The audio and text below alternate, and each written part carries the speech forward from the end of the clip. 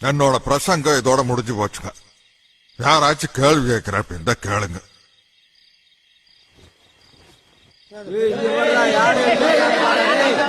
அமைதியா இருங்க, சத்தம் போடக்கூடாது. அவருக்கு ஏதோ சந்தேகம் வந்திருக்கு போல இருக்கு. ஐயா நீங்க கேளுங்க. ஐயா, நீங்க சாமியை கல்லுங்கிறீள். அது சாதாரண கல் இல்ல. நாங்கெல்லாம் மந்திரோச்சாடனம் பண்ணி அதை சாமியா ஆக்கி இருக்கோம். மொட்டைப்பாறையில இருந்து உடைச்ச கல்லுக்கு மந்திரம் சொல்லி அதை சாமி ஆக்குறதுக்கு பதிலா ஒரு தாழ்த்தப்பட்டவனுக்கு மந்திரம் சொல்லி மேல் ஜாதிக்காரன் ஆக்குனீங்கன்னா எல்லா பிரச்சனையும் தீர்ந்துரும் இல்லைங்களா?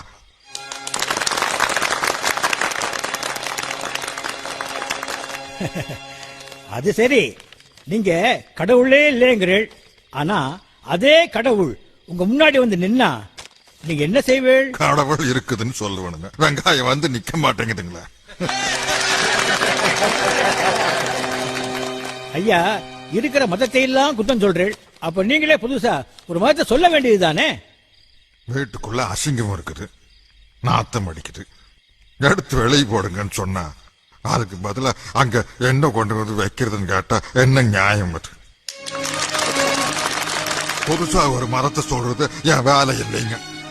இருக்கிற மதத்துல மனுஷனா நடத்துறது இல்லைங்க.